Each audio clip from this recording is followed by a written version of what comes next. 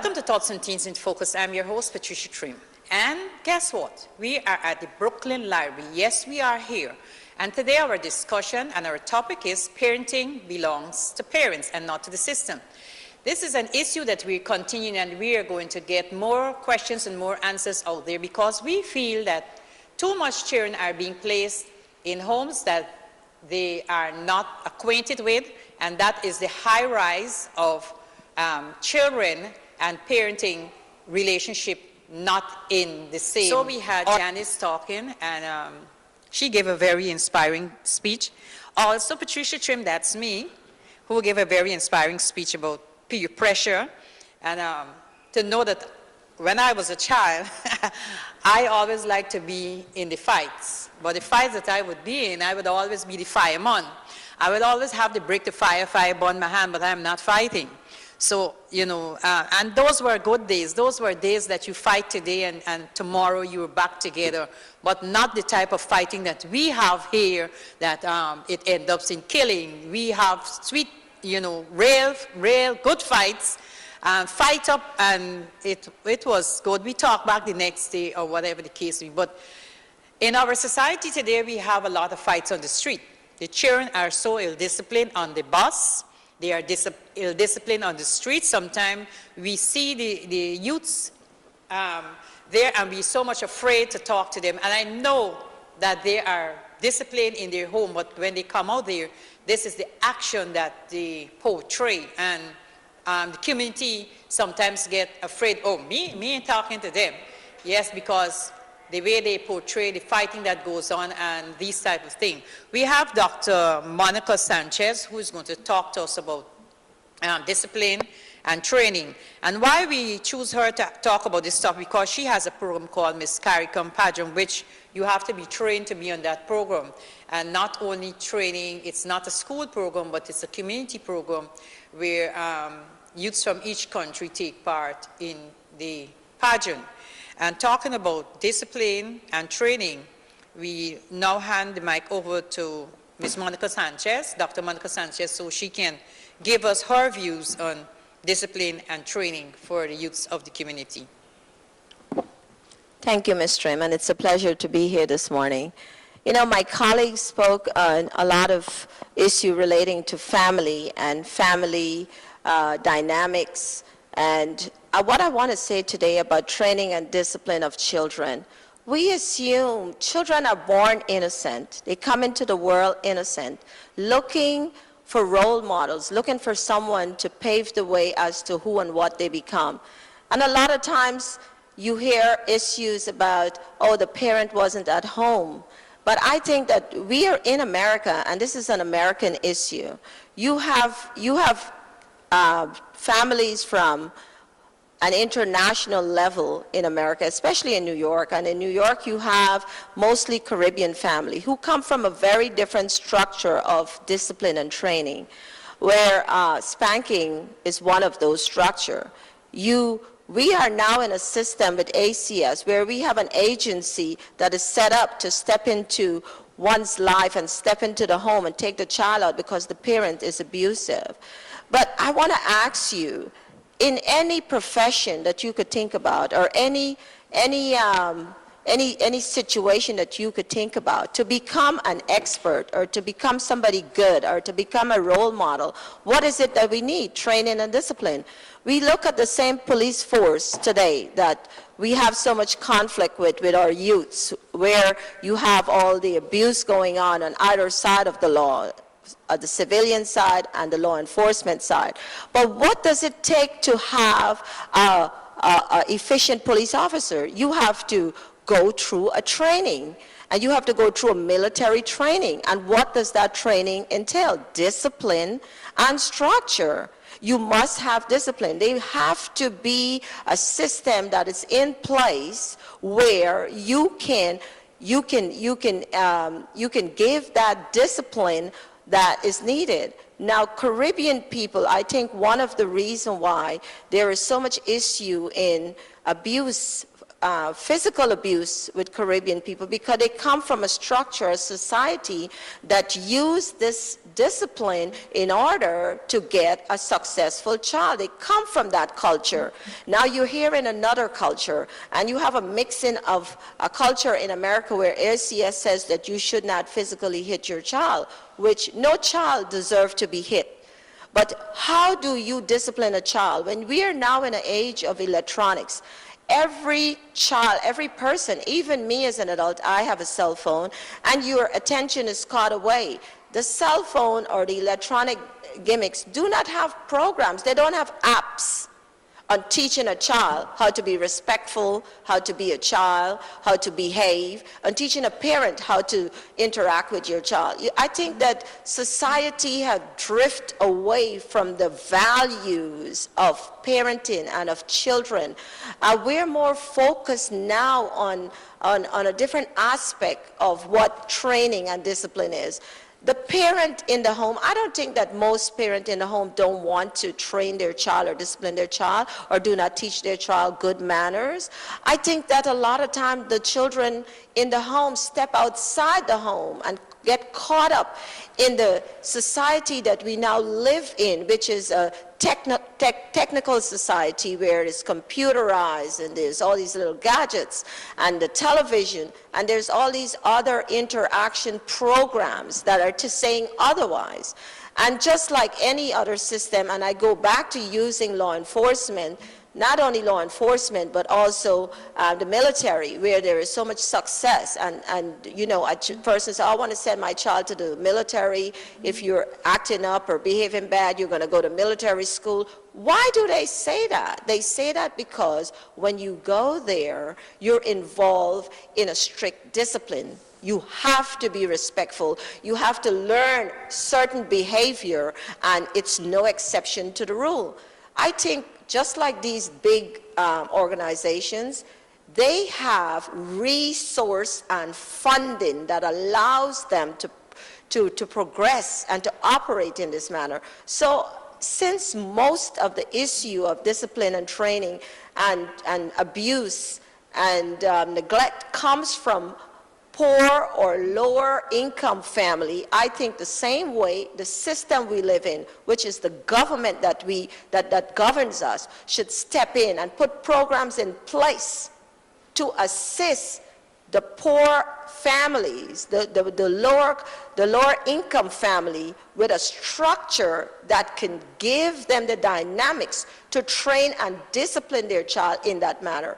Because a lot of this comes from poverty.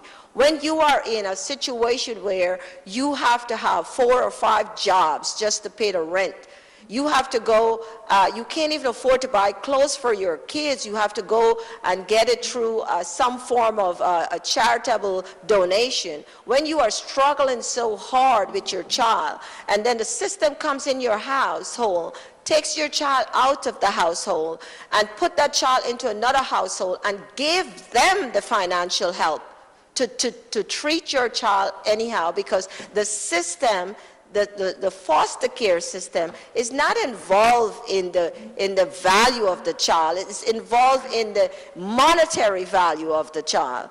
So why not give that same support, financial support, by putting programs, making it mandatory that parents, that household under a certain income level must have these programs. Make it a must-have. The same way that ACS has programs and they have other programs out there that says, okay, you must comply with this because you must do that. The same way these low-income families need the help. You need programs where when a child gets off of school, they can go to school, and there must be mandatory programs in school that teach them discipline. If your family don't have a breakfast table that you could sit around, you must have settings and programs that could set them and train them. Children are born innocent, and so the discipline and the training that they get comes from the society that they grow up in, which is us. As parents, we're trying our best. But if you are a parent that is under the poverty level and cannot cannot even sustain your own family that you're struggling to keep together. And then you are feeling the restraint and the pressure from the society in which you live, then it makes it extremely difficult for you to train and discipline your child. As for the home and the family structure, I advise all parents to fight the economic situation that they're in and try to give your children a little more attention. Try. It's not easy. It's very difficult. But guess what? This is your investment. Your child is your investment. So you have to sacrifice and make that investment to spend a little more time to correct them. And we also live in a society where we forget the discipline of it takes a village to raise a child.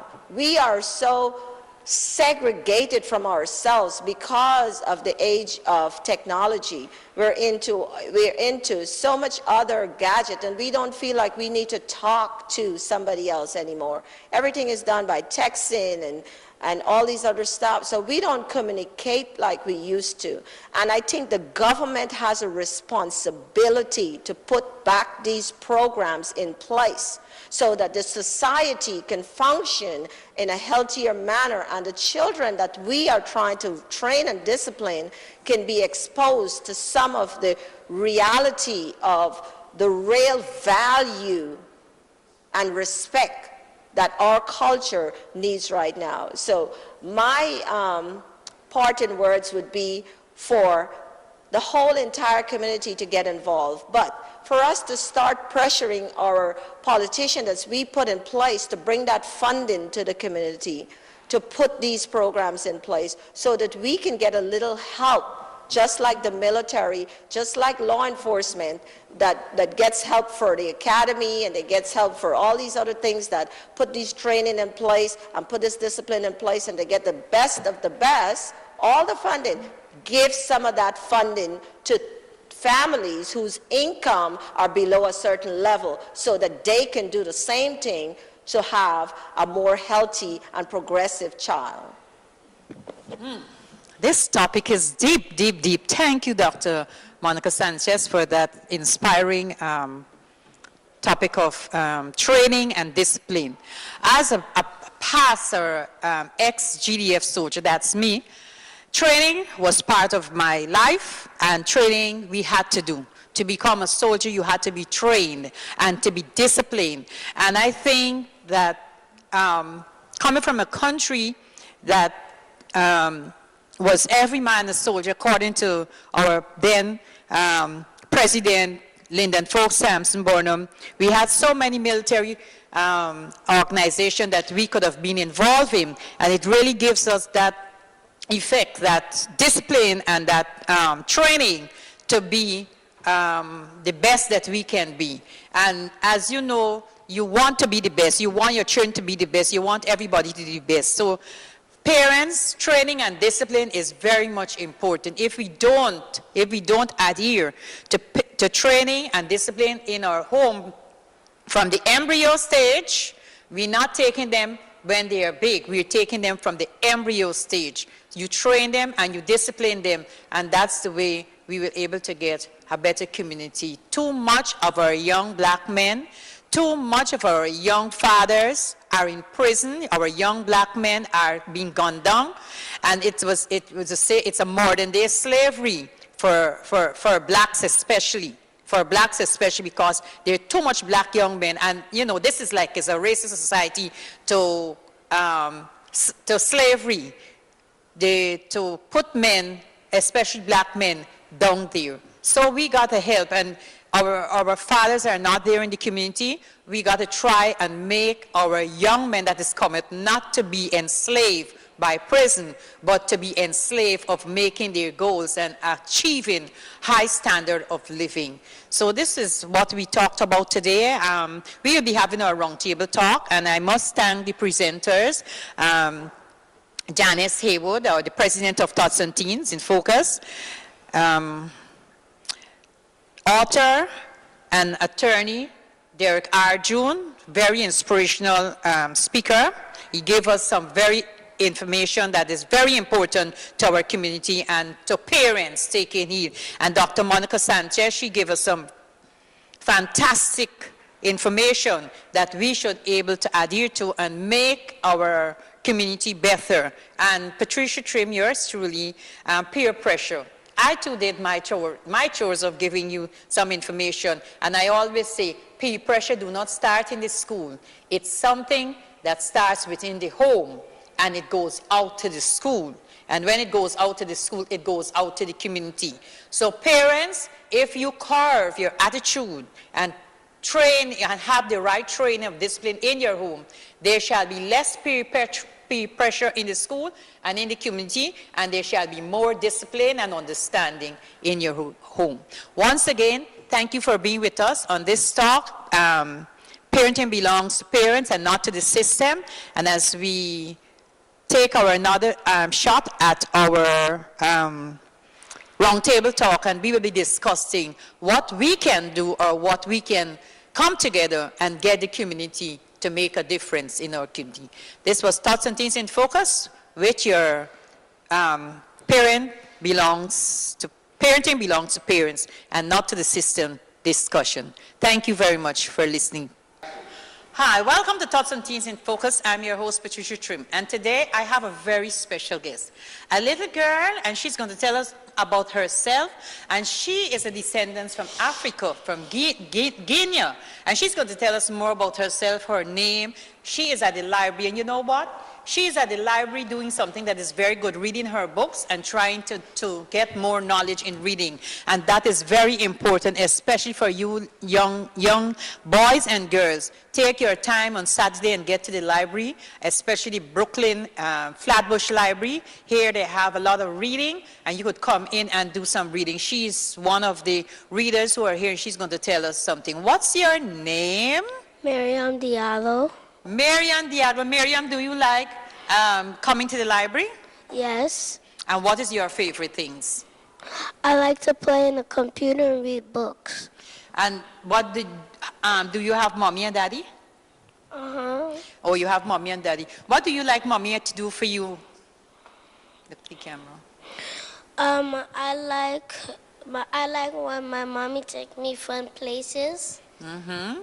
And what fun places do you like? Like going to Chuck E. Cheese's, the beach, going to the pool and stuff. Can you swim?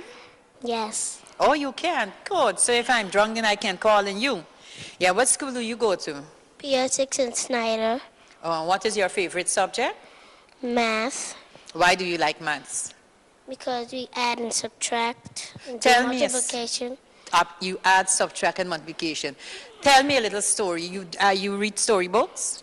Yes, I do. Good. Tell me something from your storybook that you read.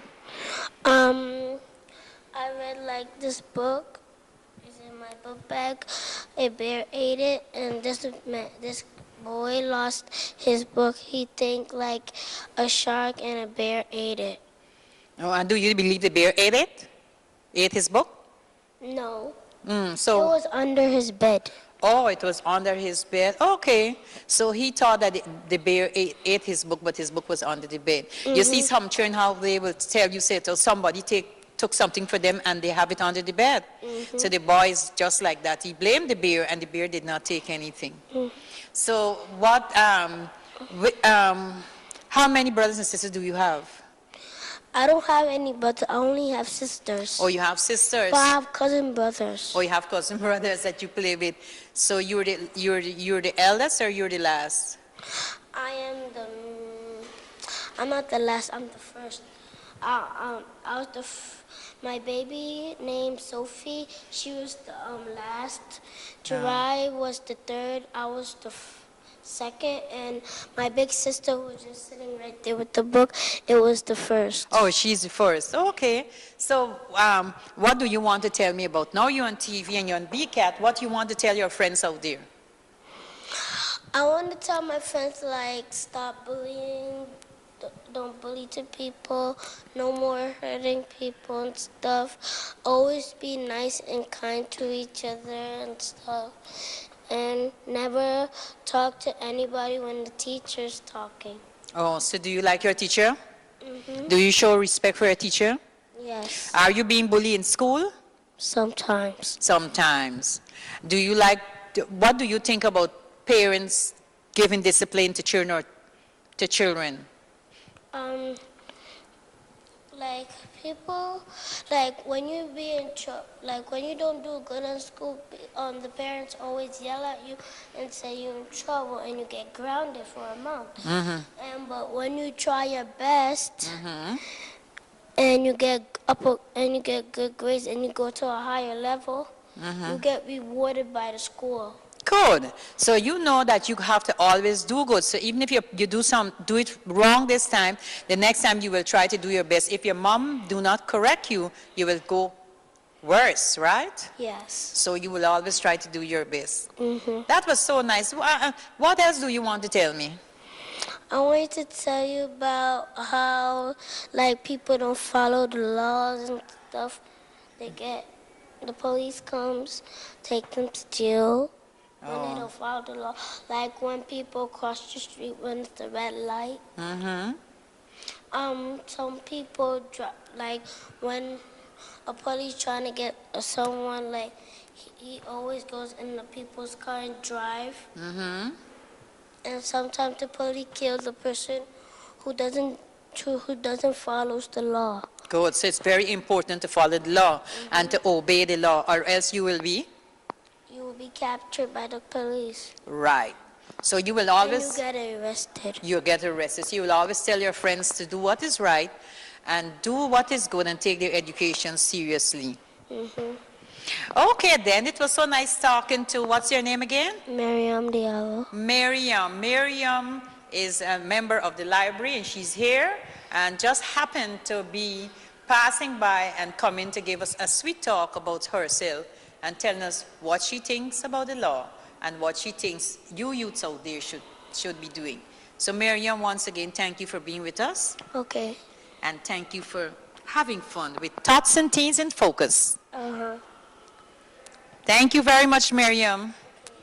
Hi, I'm Dr. Monica Sanchze. And we have an organization called Miss CARICOM. It's a women's organization. One of the things that we do, apart from our many charities that we do, is the Miss CARICOM International Beauty Pageant, which empowers and promotes women and children worldwide. It's an international pageant. We've done pageants in Guyana, Montserrat. We've done things in Trinidad, Antigua, and many overseas countries. This year, we're having our pageant here in the U.S. We have the Hollywood actor, Danny Glover, who does a lot of stuff with us. And this year, we want to invite you to be a part of this event. The event involves children, both male and female, from the age of 3 all the way to 28 years of age. Our website is misscaricom.com. We're on the web, we're on every social media. Let me tell you a little bit about the pageant. The pageant started 9 years ago, and what we do is we train your children to be socially acceptable. Beauty pageants are a wonderful thing. The children come in and they learn how to be socially acceptable, how to be comfortable in a social event. We train them how to speak, walk, interact with adults. Most of all, we give them self-confidence. You know, one of the beautiful things about our pageant, it's an educational pageant. Our talent is one that allows a child to speak about themselves, to stand up there and do a presentation. And you know, it's extremely difficult to speak even to your parent, much more to speak in public. And our pageant teach our contestants to stand up on stage in front of hundreds of people and speak about themselves, speak about issues that concern our community. I invite you to participate. Our information is misscaricom.com. We're on the web. We're on every social media. We've had over 1 million hits on our website. Of course, it's misscaricom.com. Our phone number is 646-606-6210 and 347-766-6584. Our email is misscip@gmail.com. If you'd like to be a contestant in this pageant, give us a call or contact us. Contact us on the web. You can Google us and see all the wonderful things that we've done in the past 9 years. We've taken Capitol Hill, we've taken them to Albany, we've taken them to the UN. We've done so many things with the city of New York, with Bloomberg. We are all over. You get a maximum exposure. This is a great opportunity to be a star, to shine, to let your light shine, to be the next king or queen of the pageant. The little ones, the big ones, come out, check us out, see what we've done before, and be a part of this year's event. This year's event is going to be in New York. It's going to be June 1st. If you contact us, we will give you more information. We are now accepting contestants of all ages. The registration fee, it's not a lot of money. It's a little bit for what you get in return. We have over $50,000 in scholarship and prizes. Come aboard, come out. Be a part of it, either be a contestant or a spectator, but get involved. It's a wonderful way to be a part of a cultural event. Come and share your culture, come and share our culture. It's Miss CARICOM. We're on the web, it's misscaricom.com. It's 347-766-6584, or you can email us at misscip@gmail.com. Come on, come out and be a wonderful part of this event. Get a chance to meet a lot of Hollywood stars, movie stars, Danny Glover, and a whole lot of other people. We're looking forward to seeing you this year, June 1st, 2013, to the 9th annual Miss CARICOM pageant. Come join our family. Thank you.